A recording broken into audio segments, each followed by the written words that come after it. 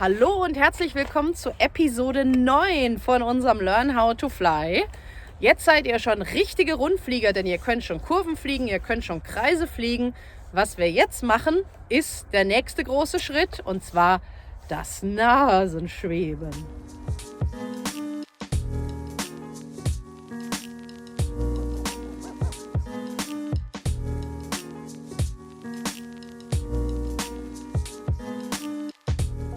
Hört euch mal ein bisschen bei euren Kollegen um, dann werdet ihr ganz schnell hören, dass das Nasenschweben beim Helikopter so ein bisschen die Königsdisziplin der, sag ich jetzt mal, fortgeschrittenen Anfänger ist.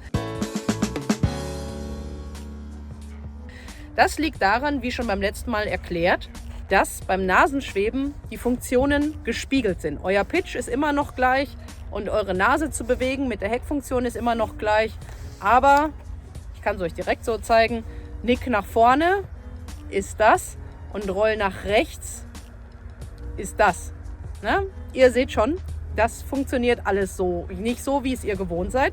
Aber deswegen haben wir letztes Mal ja die Vorübung gemacht und sind unsere Kreise in der Vorwärtsfahrt geflogen, wo ihr schon wieder ein bisschen rumspielen konntet, um die Kontrollfunktionen in euer Hirn reinzukriegen.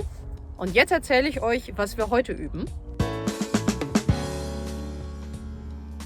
Was wir jetzt heute machen, ihr werdet euch ein bisschen erinnern, wir starten wieder mit dem Heck zu uns. Ihr geht ins Seitenschweben, das sollte inzwischen ziemlich safe funktionieren, wenn nicht, weiterhin üben, meine Freunde, nichts überspringen. Und jetzt machen wir eigentlich so weiter wie damals, als ihr das Seitenschweben geübt habt. Wir gehen ganz langsam halten, ganz langsam halten, ganz langsam halten.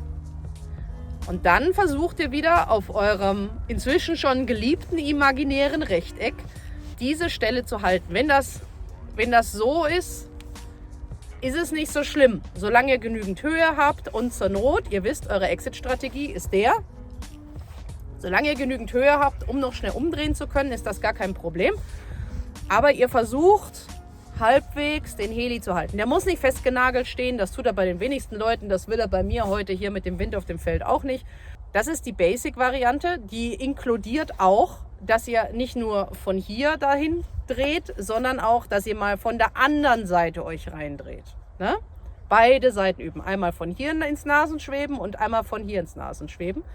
Die Advanced-Variante ist dann quasi eine stabilisierte, langsame, durchgehende Pirouette, möglichst auf der Stelle.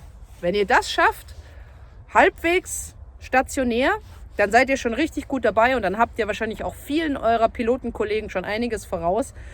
Das ist natürlich keine wahnsinnig aufregende Sache, die man auf dem Feld irgendwelchen Freunden zeigen kann, aber es ist wirklich ein Basic, den ihr eigentlich können solltet, denn es beweist, euer Hirn ist in der Lage, aus allen Richtungen den Heli sicher zu steuern und zu manövrieren und auch zu korrigieren. Ihr müsst dann nicht mehr nachdenken. Das funktioniert alles schon aus dem Bauch heraus.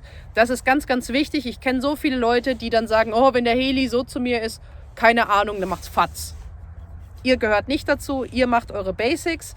Und ich zeige euch jetzt, wie das Ganze ungefähr aussehen soll. Ich hoffe, ich kriege selbst halbwegs genug gut hin mit dem Wind hier auf dem Feld, aber dann sieht es halt so aus, wie es bei euch wahrscheinlich aussieht. Und weil wir Vorbilder sind und uns das angewöhnen wollen, machen wir wie immer unsere Vorflugkontrolle. Das heißt, wir gucken, ob der Heli mechanisch in einem guten Zustand ist, alle Teile leichtgängig laufen, ob euer Akku vollgeladen ist, ob eure Servos nicht stehen bleiben, komisch zucken oder irgendwas anderes machen, ob eure Gyrowirkrichtungen stimmen. Dann guckt ihr im Sender nach, ob ihr die Autorotation eingeschaltet habt, Failsafe programmiert ist und ob ihr das richtige Modell ausgewählt habt. Das sind wichtige Sachen, die solltet ihr immer überprüfen und dann gilt wie immer, zuerst den Sender einschalten, das Modell auswählen, Autorotation reinmachen, dann den Helikopter mit dem Akku verbinden. Und wenn ihr fertig seid, erst den Helikopter abstecken, dann die Funke ausmachen. Niemals andersrum, sonst wird es wirklich gefährlich. Ich sage es euch nur, das ist die ganze Vorflugkontrolle. Gewöhnt sie euch an, verhaltet euch wie ein Profi und nicht schnell. Die 10 Sekunden hat jeder von uns und sie können euch wirklich manche Crashes und auch manche Wunden sparen.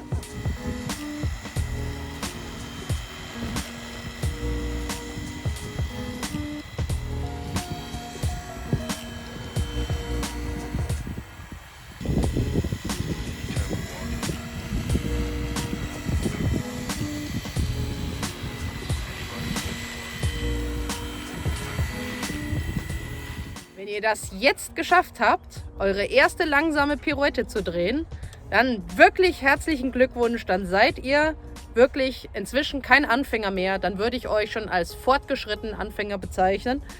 Denn wie gesagt, so eine langsame Pirouette, den Heli in jeder Lage zu kontrollieren, das ist etwas, was wahrscheinlich viele eurer Heli-Kollegen nicht können. Ich kenne so viele Leute, die ab einem gewissen Punkt, wo das Hirn einfach aussteigt, und ich möchte nicht, dass ihr dazugehört.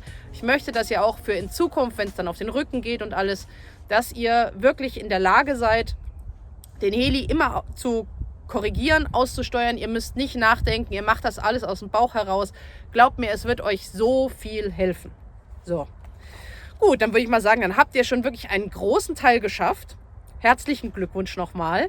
Und dann freue ich mich schon, euch in unserer nächsten Episode wiederzusehen. So, ich hoffe, euch hat diese Episode weitergebracht. Ihr habt etwas Neues gelernt und habt jetzt schöne Hausaufgaben, die ihr machen könnt.